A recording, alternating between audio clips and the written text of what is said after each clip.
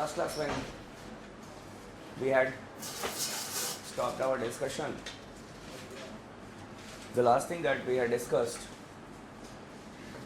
was the charged expenditures, and we had discussed that an expenditure which is charged on the Consolidated Fund of India and for the withdrawal of that amount, the approval or the sanction of the Parliament is not needed.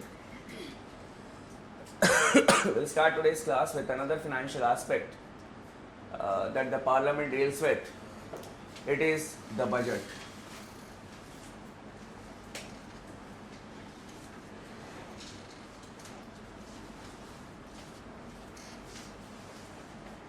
Here we will not be discussing the technicalities in the sense that the budget allocations, that is the domain of your economy teacher.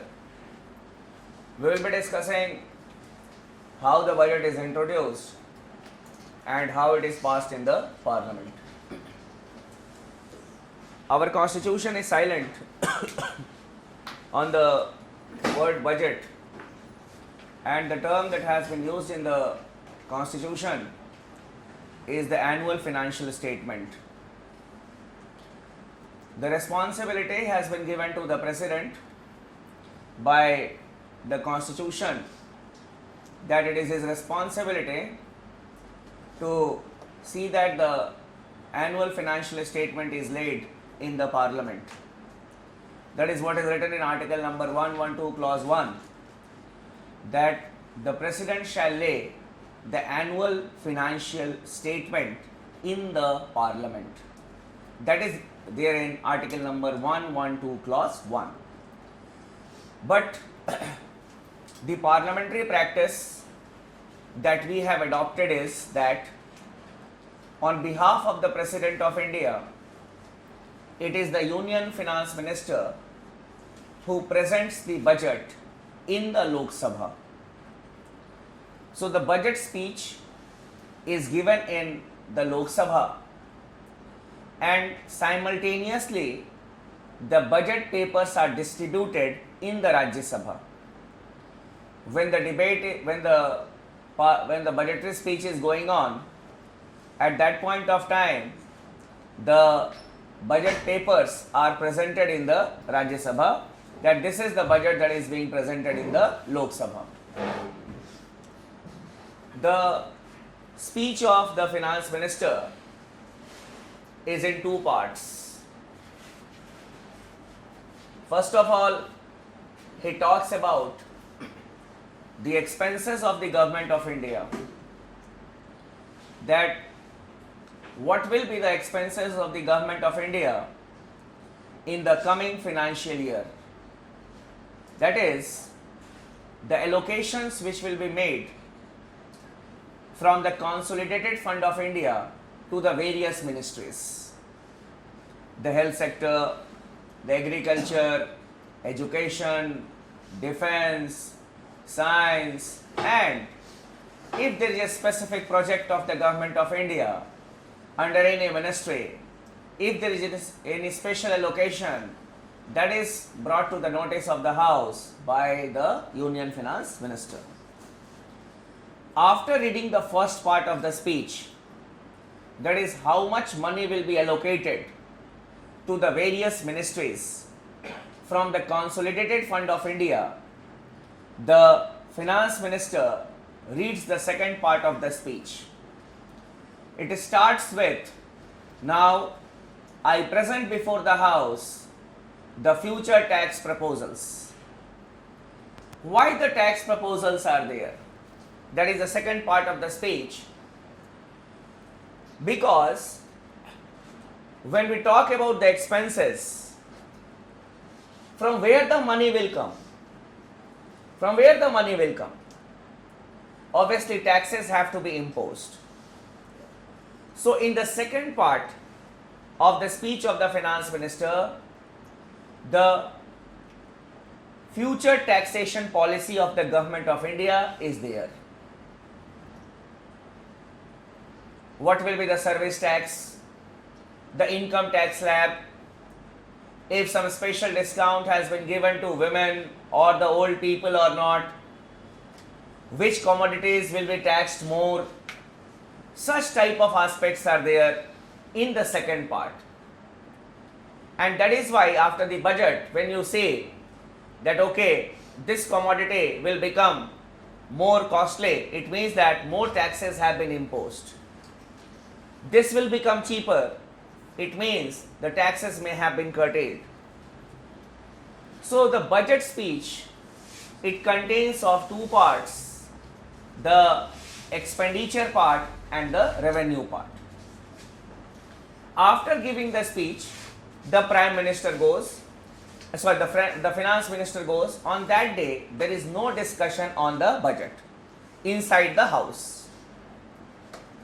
After that, on the day on which the listed business is there, the budget is presented for discussion, but not together. The budget is made into two parts. One, the expenditure part I told, that is how much of money will be given to each of the ministries. We call it as appropriations or the demand for grants of the various ministries. And the second part, that is the revenue part, it is presented separately on another day. So both the parts of the budget, they are presented separately, they are discussed separately, and they are voted separately in the form of bills. So no doubt the budget speech is presented by the Finance Minister, but the budget is passed in the form of two bills in the Parliament. Clear? You may write it.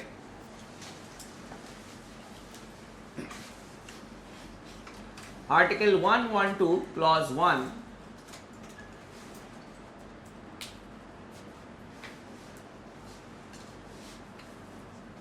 holds that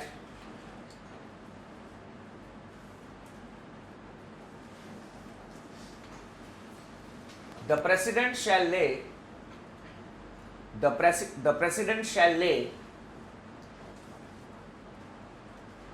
the annual financial statement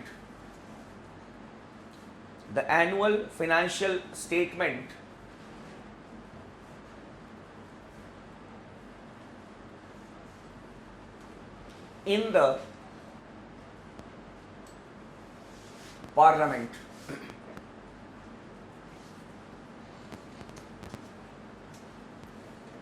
In the next sentence, according to the established parliamentary practice, according to the established parliamentary practice,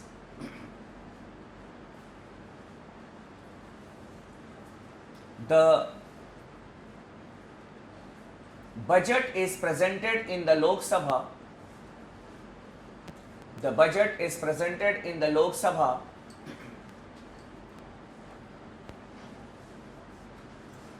by the Union Finance Minister.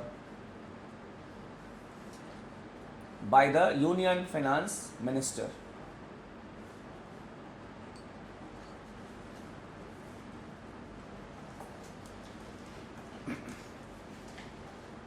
Simultaneously,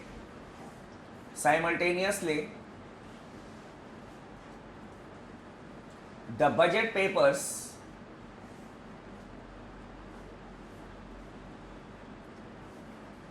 are distributed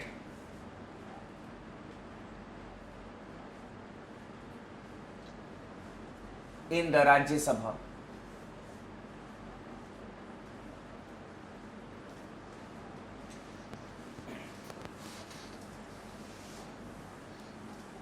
Next,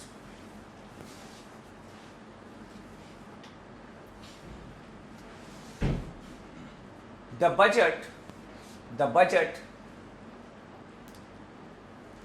is distributed into two parts.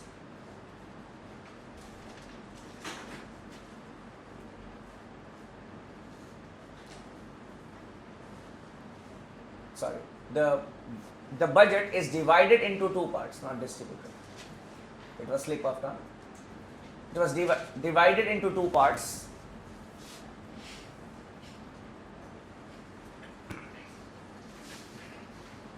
The expenditure part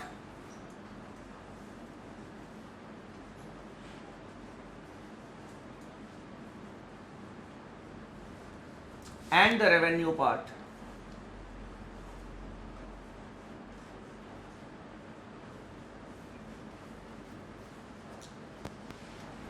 The expenditure part and the revenue part.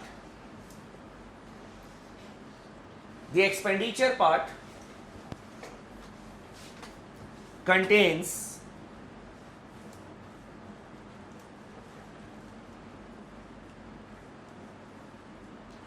the demand for grants,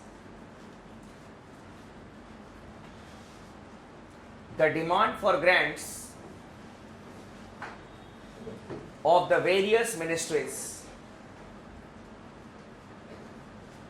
Demand for grants of the various ministries.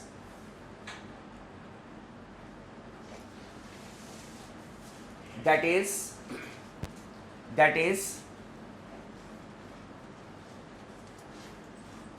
the appropriations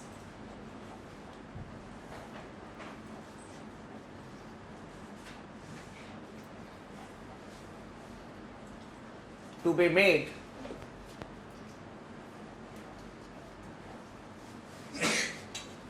to the various ministries. Appropriations to be made to the various ministries. Appropriation means the amount that will be withdrawn from the Consolidated Fund of India and will be allotted to the various ministries. That is known as appropriation.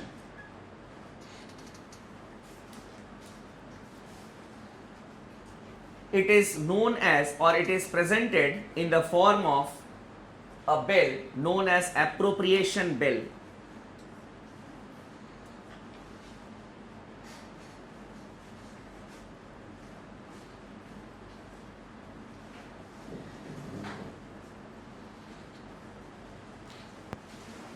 It is presented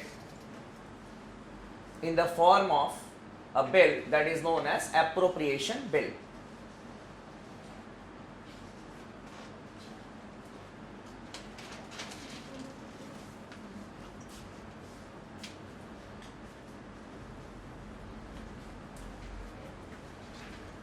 The revenue part deals with the aspect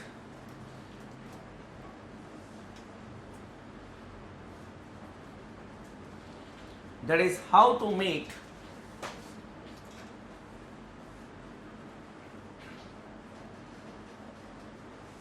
the expenses of the Government of India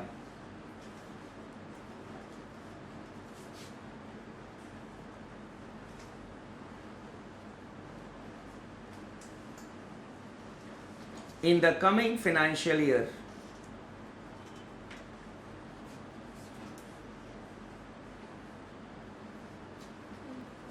In the coming financial year.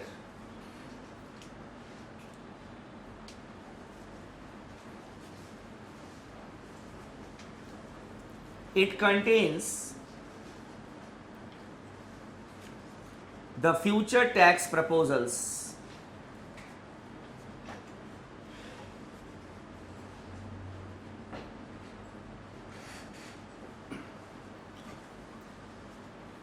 It contains the future tax proposals.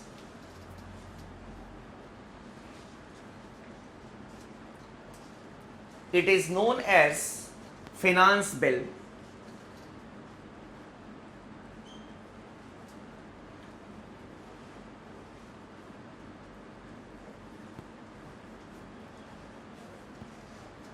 It is known as finance bill. Next, both the bills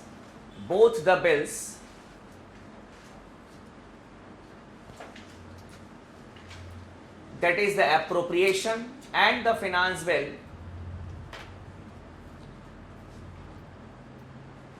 that is the appropriation and the finance bill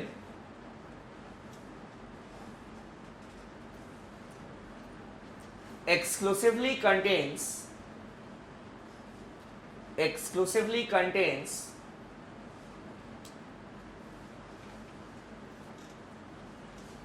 one subject matter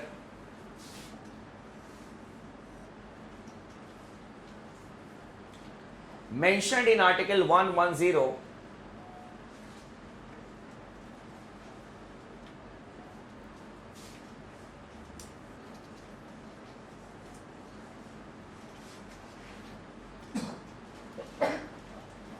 and that is why they fall in the category of a money bill. They fall in the category of a money bill.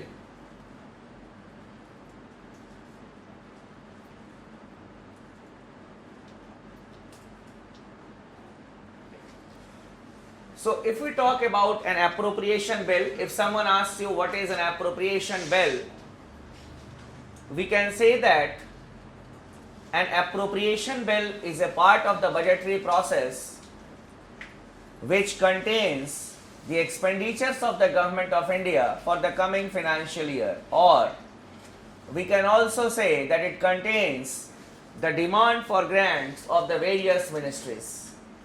It is a money bill. It is a money bill.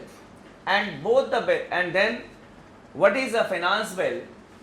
A finance bill is also a part of the budgetary process which contains the future tax proposals. If we talk about the nature of both the bills, they exclusively contain the subjects which are there in article number 110. Withdrawal of money or appropriation of money to the various ministries. Means if you want to withdraw the money and you need to allocate it, it is a money bill. It is a subject in article 110. Then imposition of taxes, it is also a subject in article number or subject matter in article number 110. So both the bills, appropriation bill as well as the finance bill, they exclusively contain a subject matter mentioned in article 110. That is why they will come into the category of money bill. So money bill, just as Domestic Violence Act, the Child Labour Act, Consumer Protection Acts, they come under the category of an ordinary bill. Similarly, the appropriation bill, finance bill, they will come under the category of a money bill, and they are passed accordingly. Both the bills are passed accordingly.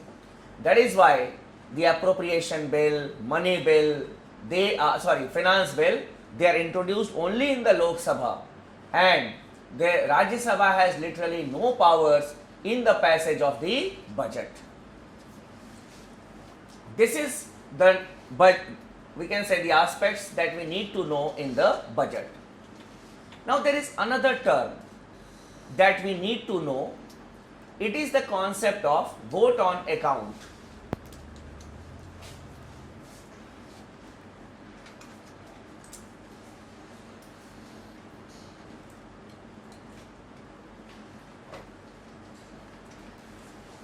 Vote on account.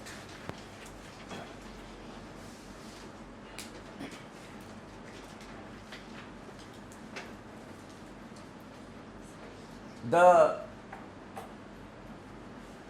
budget, or we can say the appropriation bill, is presented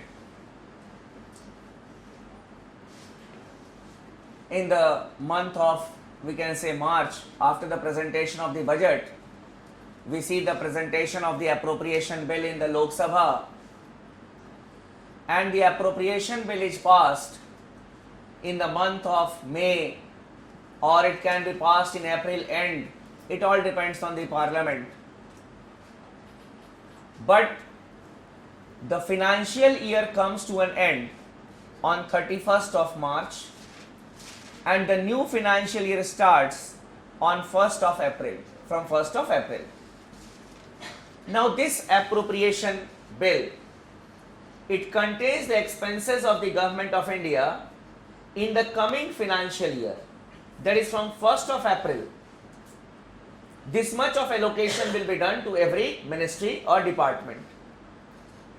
But if it is passed in the month of May,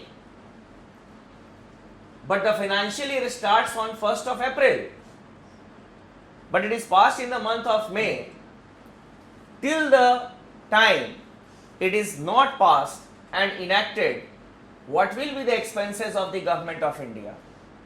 Because the earlier allocation will end on 31st of March. You cannot carry over a single paisa from the budget of the earlier financial year. The money lapses on 31st of March. It is not carried over. That is the left out. कि बच गया चलो ठीक है, will carry over. It is not like that. So from 1st of April, you need to spend the money from the grant which is given through this appropriation bill. But if it is passed in the month of May, what will be the expenses of the Government of India from 1st of April till the appropriation bill is not passed and enacted? For that, along with the budget, the finance minister presents a vote on account in the Lok Sabha. It contains the expenditures of the Government of India from the beginning of the financial year till the appropriation bill is not passed and enacted. So an amount, okay, this much of allocation will be done to the various ministries till the appropriation bill is not passed and enacted. It is known as vote on account. Clear? Many a times what we say that during the election years, a full-fledged budget is not presented. The media says that the interim budget has been presented. But the well-informed media houses, they use the word vote on account. Last year also I was going through it just to see that which of the media houses is technically constitutionally correct. Generally they use the word interim budget. But only one or two newspapers, they said that the vote on account, it has been presented in the Lok Sabha. So why vote on account during the election years? Because a full-fledged budget may be helpful for the political party in power. Because when we use the word budget, means you'll also have to talk about the taxation, imposition of, we can say, taxes. But in the election years, if the elections are going to be held in the coming months, 2 months, 3 months, then a full-fledged budget is not presented. The government presents only the expenses of the Government of India. That is till the time a new government is not formed and it will not present its budget, we will have this vote on account. That is only the expenses of the Government of India. This is the concept of vote on account. You may write it. The vote on account,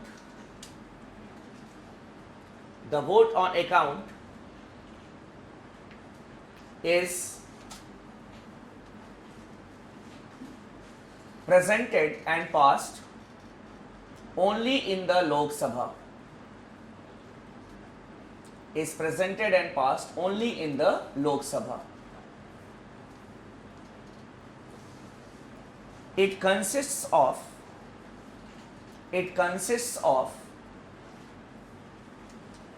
the expenses of the Government of India,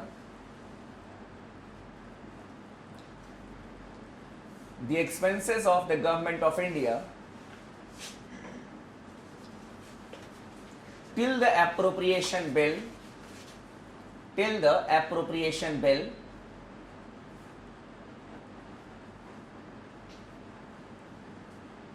is not passed and enacted.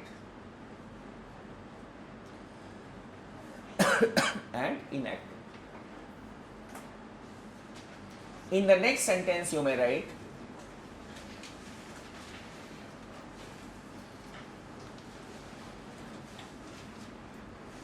the vote on account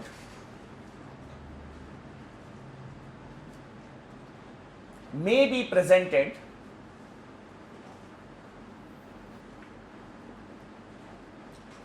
even without the presentation of the budget, even without the presentation of the budget,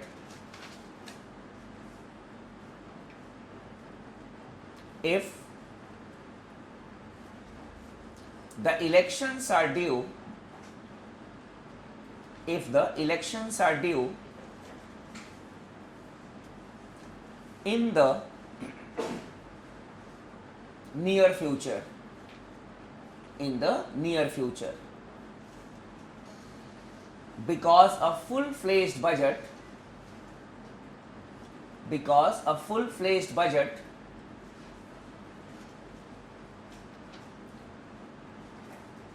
may prove to be helpful, may prove to be helpful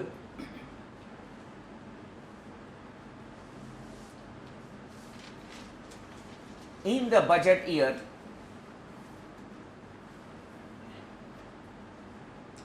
in the election year, in the election year for the political party in power.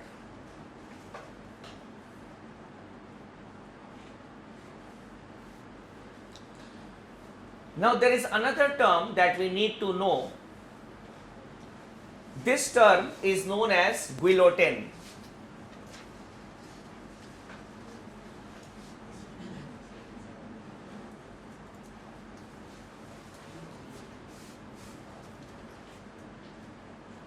The term is guillotine.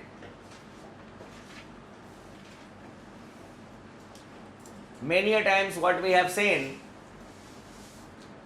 that the budgetary proposals or the demand for grants are adopted by the legislature without any discussion.